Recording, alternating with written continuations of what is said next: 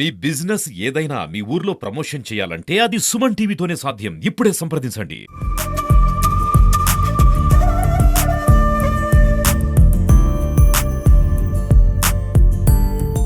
Hi నమస్తే, welcome to Suman TV. బ్రహ్మాండ నాయకుని బ్రహ్మోత్సవాలు అంగరంగ వైభవంగా జరుగుతున్నాయి. అయితే బ్రహ్మోత్సవాల సందర్భంగా తిరుమలలో ఫ్లవర్ షో ఒకటి ఏర్పాటు చేశారు.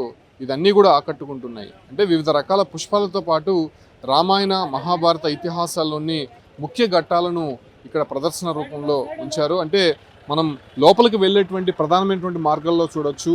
ఏదైతే 7 కొండలతో పాటు శంకు చక్రాలు, సో టీటీడీకి సంబంధించినటువంటి గార్డెన్ ఆధ్వర్యంలో ఇక్కడ ఏర్పాటు చేసినటువంటి ఈ భారీ కటౌట్ అందరినీ కూడా ఆకట్టుకుంటోంది. శ్రీవారి పాదాలతో పాటు గరుత్మంతుడు, శంకు చక్రాలు ఒకంత ఆకర్షణీయంగా మారిందని చెప్పచ్చు. లోపలికి వెళ్దాం. చాలా వరకు కూడా పుష్పాలతో పాటు రామాయణ ఇతిహాసాల ఘట్టాలను నమూనా రూపంలో విగ్రహాలను ఏర్పాటు చేసి ఉన్నారు. సో అక్కడికి వెళ్ళి ఒకసారి చూసే ప్రయత్నం చేద్దాం. ఒకసారి లోపలికి ఎంటర్ కాగానే ఒక పాజిటివ్ వైబ్తో పాటు ప్రకృతి అందాలను ఇక్కడికి వచ్చేటువంటి భక్తులు వీక్షించే విధంగా ఏర్పాట్లు అయితే చేసి ఉన్నారని చెప్పవచ్చు. చూడొచ్చు, కంప్లీట్గా ఉన్నటువంటి ఈ కాంపౌండ్ అంతా కూడా వివిధ పుష్పాలు, అదే రకంగానే అక్కడ మనం నేరుగా చూడొచ్చు ఒక ప్యాలెస్ లాగా కనిపిస్తోంది. అది ద్రౌపది స్వయంవరానికి సంబంధించినటువంటి ఒక ఫుటేజ్. సో దానికి సంబంధించి కూడా మనం ఏ రకంగా ఉందో చూడొచ్చు.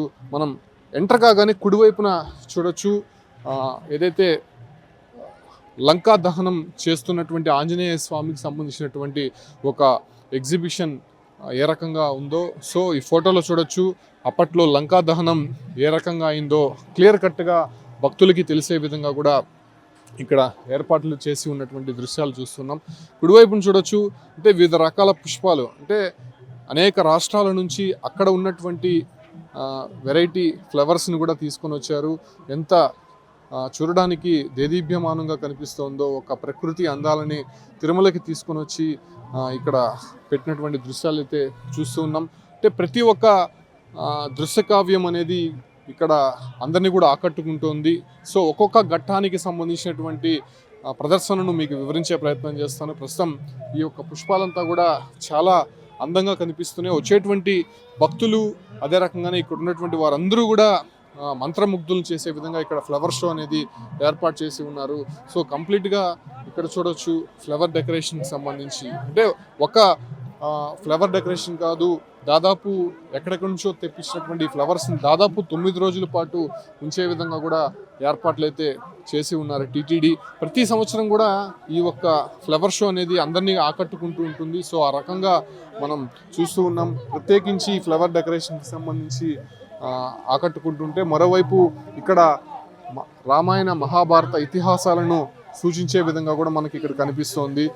ఇక్కడ చూడొచ్చు, సీతాదేవి అన్వేషణలో ఉన్నటువంటి హనుమంతుని రామభక్తిని పరీక్షించుటకై దేవతలు పంపినటువంటి సరస అనేటువంటి రాక్షసి నోటిలో నుంచి ప్రవేశిస్తున్నటువంటి హనుమంతుణ్ణి ఏ రకంగా ఉందో మనం చూడొచ్చు. కళ్ళకు కట్టినట్టు ఈ ప్రదర్శన అయితే మనకి కనిపిస్తుంది. ఇంకా అనేక ఘట్టాలు ఉన్నాయి, అక్కడికి వెళ్ళి చూపించే ప్రయత్నం చేస్తాం.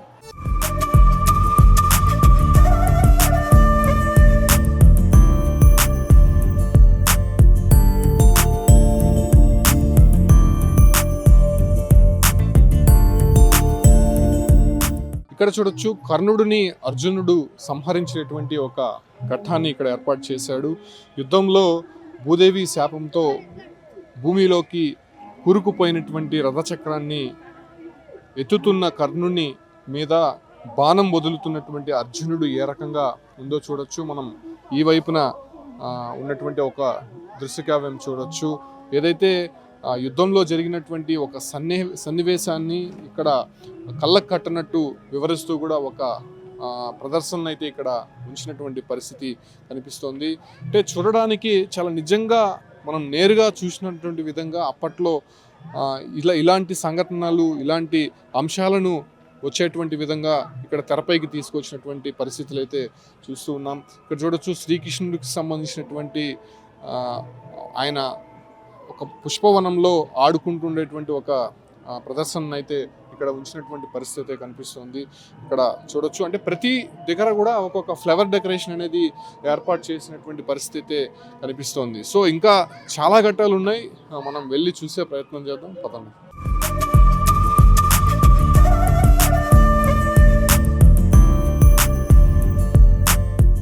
ఇంద్రునితో శ్రీకృష్ణార్జునుడు యుద్ధం చేస్తున్నటువంటి ఘట్టం మనకి అందరికి కూడా కనిపిస్తోంది. ఇక్కడ చూడొచ్చు, కాండవ దహనం జరుగుతున్నప్పుడు అగ్నిదేవుడు అర్జునుడికి గాంధీవం, శ్రీకృష్ణుడికి సుదర్శన చక్రం ఇచ్చేటువంటి ఒక అంశాన్ని ఇక్కడికి తీసుకొని వచ్చారు. మనం చూడొచ్చు ఏ రకంగా ఆ దృశ్య కావ్యం అనేది మనకి కనిపిస్తూ ఉందో. ఇటువైపు చూడొచ్చు, శ్రీకృష్ణుడికి సంబంధించినటువంటి విగ్రహం కూడా అందరినీ ఆకట్టుకుంటోంది. సో ఇటువంటివి మనము పురాణాల్లోనే వింటూ ఉంటాం. ఇప్పుడున్నటువంటి జనరేషన్స్కి ఇవన్నీ కూడా తెలియవు. సో వాటన్నిటినీ కూడా చాలా క్లియర్ కట్గా అర్థమయ్యే విధంగా కొన్ని ముఖ్యమైనటువంటి ఘట్టాలను టీటీడీ ఈ పుష్ప ప్రదర్శనలో ఉంచిందని చెప్పుకోవచ్చు. ఇంకా చాలా ఉన్నాయి, అక్కడ వెళ్ళి చూసే ప్రయత్నం చేద్దాం.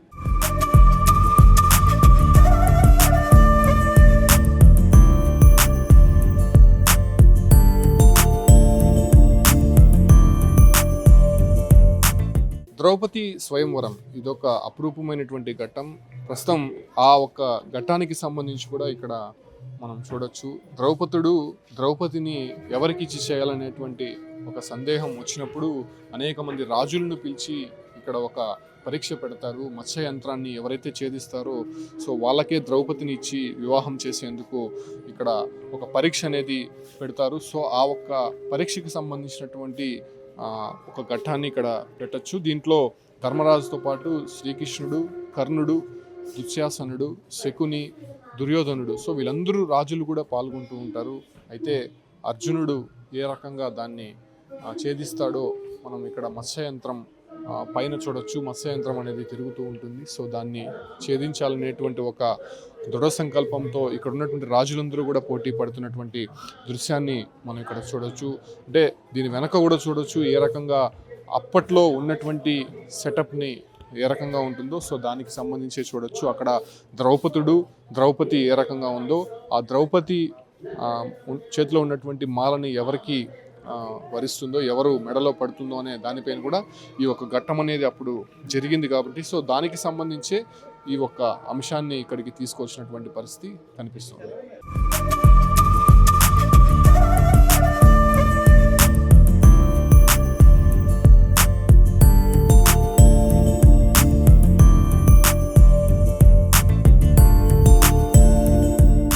వెంకటేశ్వర స్వామికి సామాన్య భక్తులంటే ఎంత ప్రేమ అనే దానికి ఈ ఘట్టం ఒక నిదర్శనం అని చెప్పొచ్చు.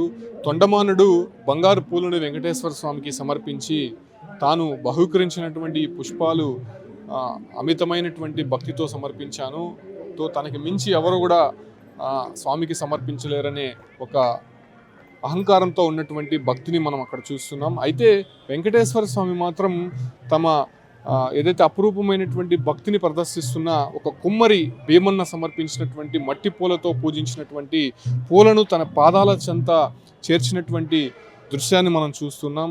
దీనికి నిదర్శనము వెంకటేశ్వర స్వామి సామాన్య భక్తులకి ఎలాంటి పెద్దపీట వేడేస్తాడో, ఎలాంటి ప్రేమని అందిస్తారో చూస్తూ ఉన్నాం. అహంకార భక్తి కంటే ఆత్మశుద్ధితో పూజించే వారికే తన విధేయుడునని నిరూపించినటువంటి వెంకటేశ్వర స్వామి భక్తిని ఈ రకంగా మనం చూస్తున్నాం. పక్కనే చూడొచ్చు ఆ ఒక్క వెంకటేశ్వర స్వామికి సతీ సమేతంగా మొక్కుతున్నటువంటి దృశ్యము. గరుత్వాళ్ళ పైన వెంకటేశ్వర స్వామి, శ్రీదేవి భూదేవి సమేతంగా ఉన్నటువంటి దృశ్యాన్ని కూడా మనం చూస్తున్నాం. సో ఇటువంటి అపురూపమైనటువంటి ఘట్టాలు బ్రహ్మోత్సవాల సందర్భంగా తిరుమలలో పుష్ప ప్రదర్శనలో ఏర్పాటు చేసినటువంటి సిచ్యువేషన్స్ అయితే చూస్తున్నాం. చాలా ఆకట్టుకుంటుంది. భక్తులంతా కూడా ఇక్కడ చూసి కొన్ని విషయాలను నేర్చుకుంటున్నటువంటి పరిస్థితి కనిపిస్తోంది.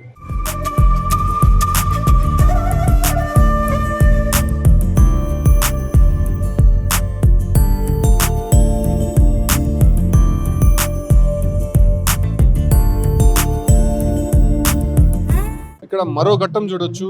బకాసుడికి భీమసేనుడు ఆహారాన్ని తీసుకువెళ్తున్నటువంటి దృశ్యము. ఈ ఘట్టం మనం చూడొచ్చు. లంకా గృహం నుండి రక్షింపబడి ఏకచిత్రాపురంలో ఆశ్రయం ఇచ్చినటువంటి కుటుంబం తరపున బకాసురుడు అనే రాక్షసుడు కోసం భోజనం తీసుకొని వెళ్తున్న భీమసేనుడు సంబంధించినటువంటి దృశ్యాన్ని చూస్తున్నాం. బకాసురుడు ఎంత పెద్ద విగ్రహం మనకి కనిపిస్తోందో ఇక్కడ భోజనం తీసుకెళ్తున్నటువంటి దృశ్యాన్ని కూడా మనం చూడొచ్చు. సో ఈ రకంగా ఆ ఘట్టాన్ని కూడా మనకి చాలా క్లియర్ గా తిరుమల తిరుపతి దేవస్థానం ఇక్కడ అందించినటువంటి పరిస్థితి చూడడానికి చాలా ఆకట్టుకుంటోంది ఇది కూడా. సో ఎన్నో ఘట్టాలు, ఎన్నో మనుపురాని అంశాలను టీటీడీ తెరపైకి తీసుకొని వస్తూ సో ఈ రకంగా ప్రదర్శన కూర్చున్నటువంటి పరిస్థితి కనిపిస్తోంది.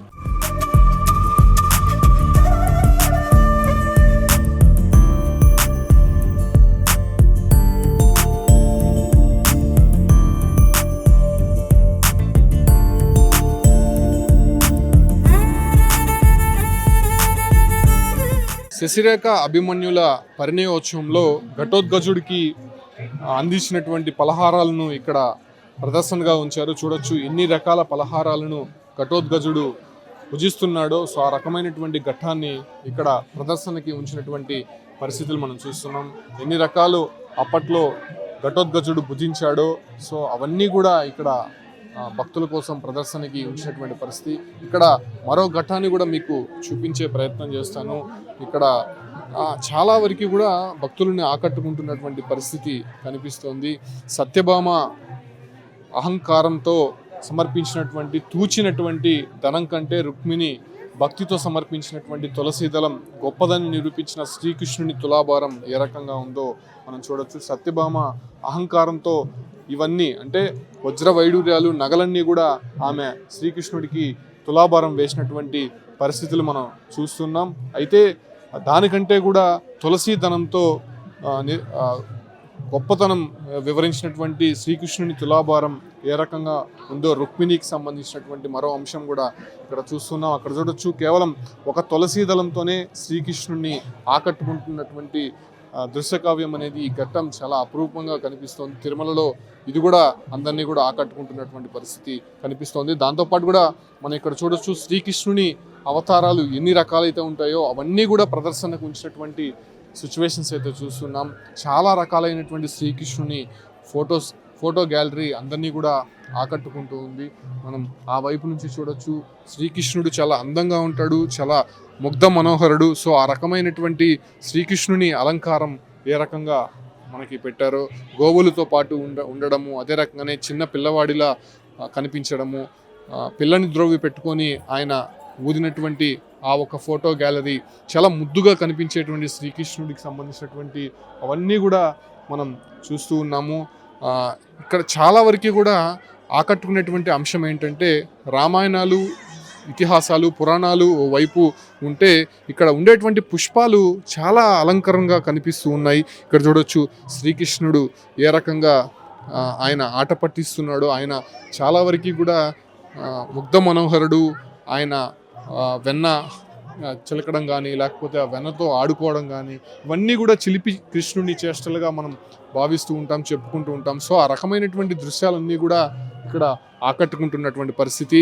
సో మరో దృశ్యం ఇక్కడ కనిపిస్తోంది. ఇక్కడ చూడొచ్చు శ్రీరామచంద్రుడు ద్వితీయ వివాహం చేసుకొనడాన్ని అవమానించిన సీతమ్మ సందేహమును నివృత్తి చేస్తున్న వాల్మీకి రామాయణం మనం చూస్తూ ఉంటాము. సో అటువంటి వాల్మీకి మహర్షి ఏ రకంగా అయితే సీతమ్మ సందేహాలను నివృత్తి చేసేటువంటి ఘట్టం కూడా ఇక్కడ మనకి ప్రదర్శనగా ఉంచినటువంటి పరిస్థితులు అయితే చూస్తూ ఉన్నాం. సో ఈ రకంగా ఇక్కడ చూడొచ్చు ఏదైతే చాలా వరకు కూడా పుష్పాలు వివిధ జంతువుల రూపంలో దాన్ని సిద్ధం చేసి ఇక్కడ ఉంచినటువంటి సిచ్యువేషన్స్ అయితే మనం చూస్తున్నాం. సో ఈ రకంగా అనేక పుష్పాలంకారాలను మనం చూసే ఉంటాము. సో ఇది టీటీడీ ఏర్పాటు చేసినటువంటి ఇది అందరినీ కూడా ఆకట్టుకుంటున్నటువంటి పరిస్థితి ఇక్కడ చూడొచ్చు. ఇక్కడ శ్రీకృష్ణుడు ఏ రకంగా పడవలో ఆయన నిద్రిస్తున్నాడో చాలా చిలిపిగా చాలా సుందరంగా కనిపిస్తున్నటువంటి దృశ్యాలు కూడా మనం చూస్తూ ఉన్నాము. ఇక్కడ ఏదైతే గజరాజుకు సంబంధించినటువంటి మరో అంశము ఇక్కడ చూడొచ్చు. అక్కడ చూడొచ్చు మహావిష్ణువుకు చేస్తున్నటువంటి గరుత్మంతుని ఒక దృశ్యకావ్యం కూడా మనం చూస్తున్నాం. అది కూడా చాలామందిని కూడా ఆకట్టుకుంటుంది. మరో దృశ్యకావ్యం కూడా ఇక్కడ చూడొచ్చు. రామబాణం కన్నా రామాయణమే మిన్న అని నిరూపిస్తున్నటువంటి హనుమంతుడికి సంబంధించినటువంటి ఒక ఘట్టాన్ని మనం చూడొచ్చు.